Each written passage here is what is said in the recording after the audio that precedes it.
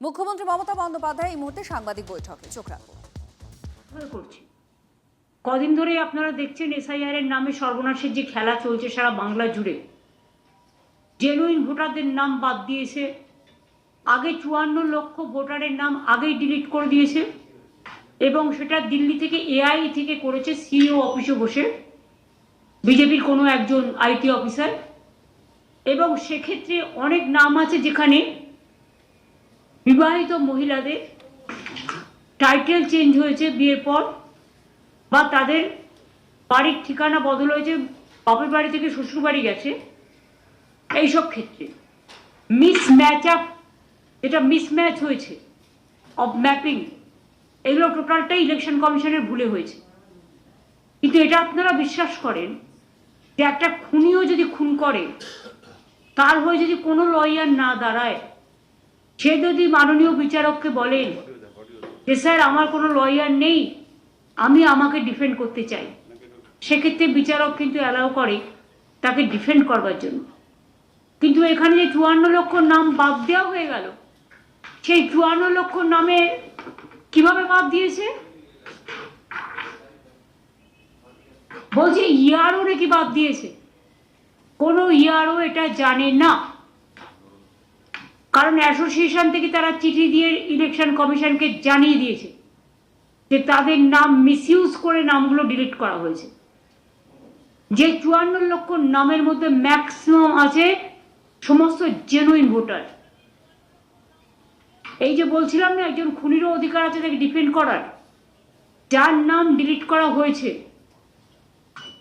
প্রথম পর্যায়ে, যে 54 লক্ষকে বাদ দিয়ে দিল একতরফা ভাবে, তাদের কিন্তু ফর্ম 7 আর ফর্ম 8 ফিল আপ করার অধিকার আছে। এক তো কেউ জানতেই পারলো না 54 লক্ষ কাদের নাম বাদ দেওয়া হলো।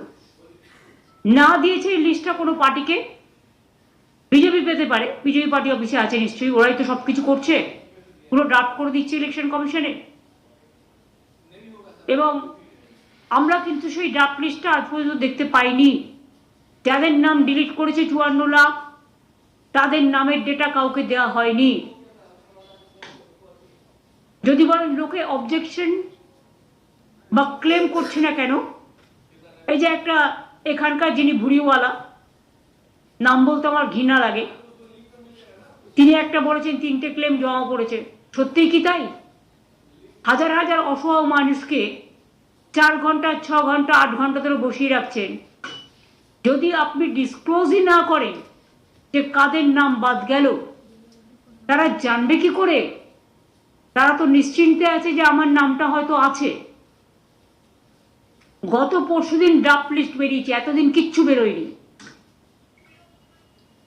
এবং সেই ড্রাফট লিস্টও যদি দেখেন,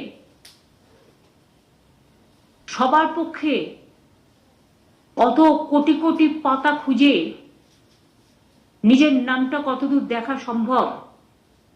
অনেক অসহায় মানুষ আছে, সাধারণ মানুষ আছে, আমি জানি না।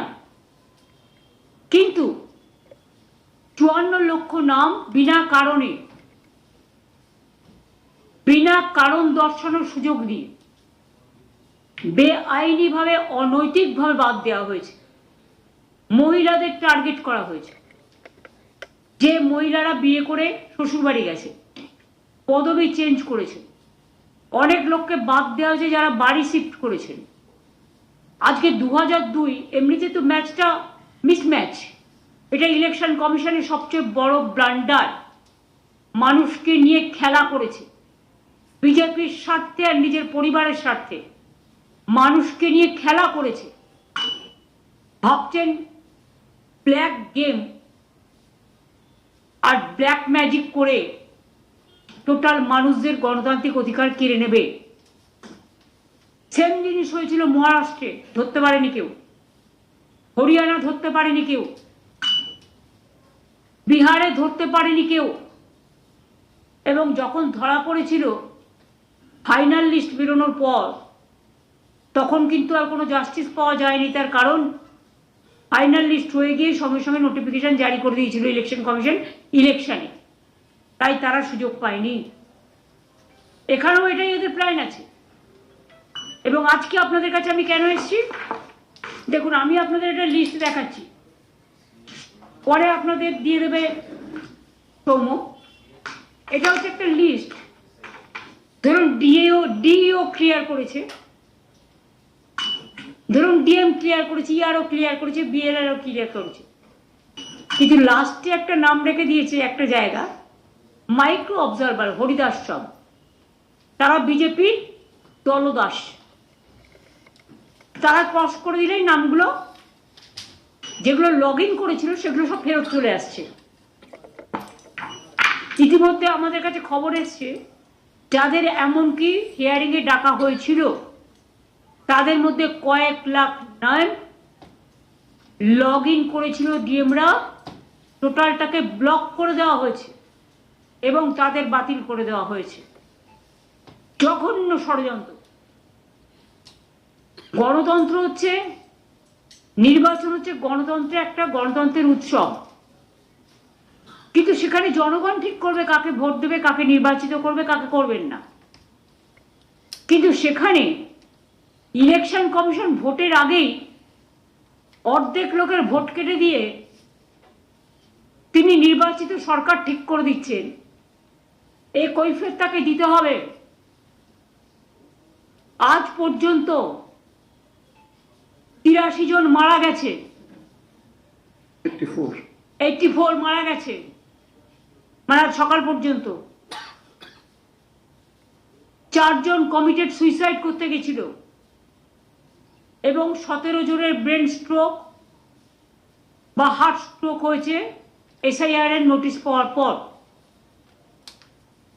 টোটাল প্রায় 103 জনের মতো হবে, 105। এর জমিদারি তো ইলেকশন কমিশনকে নিতে হবে, বিজেপি পার্টিকে নিতে হবে, দুর্যোধন দুঃশাসনদের নিতে হবে। এতগুলো জীবন তো বৃথায় চলে যাবে না। এছাড়াও আজকে কি করেছে, 13 আর 14 টার্গেট করেছে। আমাদের কাছে খবর এসছে প্রত্যেকটা ব্লকে ব্লকে, বিজেপির তো বিএলএ নেই, খুব কম, তাই এজেন্সি দিয়ে, শুনুন, বিএলএ ওয়ানরা আমাদের এনুমারেশনের সময় ছিল, বিএলএকে বাড়ি বাড়ি নিয়ে গেছে, সব পার্টির বিএলএরাই ছিল যাদের আছে। কিন্তু যখন হিয়ারিং করছে তখন কিন্তু বিএলএদের ঢুকতে দিচ্ছে না। কারণটা কি? আমাদের কাছে স্পেসিফিক খবর আছে। সেখানে কি করছে, মাইক্রো অবজারভার বসে আছে, কিছু গদ্দার আর কিছু বিজেপির দালাল দলদাস, কৃতদাস, যারা কেউ গেলেই বলছে anti Bengali, anti nation, anti national, রাষ্ট্রবিরোধী, এবং লিখে দিচ্ছে যে নট ফাউন্ডিং এনি এভিডেন্স, কোনো এভিডেন্স পাওয়া যায়নি। হোয়ারাস যে লোকটা যাচ্ছে তার সব ডকুমেন্ট নিয়ে, তাকে কিন্তু কোনো রিসিট দেওয়া হচ্ছে না। আপনি যখন ব্যাংকে টাকা জমা করেন আপনি কিন্তু জানতে পারেন কতটা জমা হলো, ব্যাংক আপনাকে ইনফর্ম করে। আপনি হসপিটালে টাকা জমা করলে আপনি একটা রসিদ পান। আপনি একটা স্কুলে গিয়ে ছেলে ভর্তি করলে, মেয়ে ভর্তি করলে, যখন আপনাকে দিতে হয় কিছু, যেসব স্কুলে টাকা দিয়ে ভর্তি হয়, একটা রিসিট পান। আপনি একটা দোকানে জিনিসপত্র কিনতে গেলে আপনি একটা রিসিট পান, আবার জিএসটির সাথে সংযুক্ত করা হয়। তাহলে এখানে যখন মানুষ তার পাসপোর্ট নিয়ে যাচ্ছে, মানুষ তার ডোমিসাইল সার্টিফিকেট নিয়ে যাচ্ছে, তার বার্থ সার্টিফিকেট নিয়ে যাচ্ছে, আধার কার্ড নিয়ে যাচ্ছে, প্যান কার্ড নিয়ে যাচ্ছে, হেলথ কার্ড নিয়ে যাচ্ছে, সার্ভিস ডকুমেন্ট নিয়ে যাচ্ছে, তাদের একতরফাভাবে বলে দেওয়া হচ্ছে যে তারা এলিজিবল নয়। ওরা যেটা লিখছে এটা আমরা প্রথমে জানতে পারিনি, কারণ ওখানে কাউকে বিএলএদের ঢুকতে দেওয়া হচ্ছে না এই একটাই কারণে। বিএলএ 2দের ঢোকার কথা ছিল, কিন্তু যেহেতু বিজেপির বিএলএ 2 নেই, সেই জন্য BLA 2s are not allowed. তাহলে বলুন, আপনি একটা লোককে বাদ দিচ্ছেন, সেই লোকটার কারণ জানার অধিকার নেই, আপনি আমাকে কেন বাদ দিচ্ছেন? 54 লক্ষ নাম যখন বাদ হয়, ইয়ারোদের নাম মিসইউজ করেছিল এবং অ্যাসোসিয়েশন চিঠি লিখে জানিয়েছিল ইলেকশন কমিশনকে যে আমরা কিন্তু ডিলিট করিনি, সেই এভিডেন্স আছে। এবং দ্যাট মিনস এআই কে দিয়ে ডিলিটটা করানো হয়েছে বিজেপি পার্টি থেকে। এবং আজকে যেটা একটা সাংঘাতিক খবর, দেখুন আগে 54 লক্ষ এমনি বাদ, তার অধিকার রক্ষার কোনো সুযোগ দিল না, সে জানেও না কার নাম বাদ হয়েছে, সেই লিস্ট বাজারে বেরোয়নি। এবার লজিক্যাল ডিসক্রিপেন্সি, এটা কিন্তু কোনো এসআইআর এ ছিল না।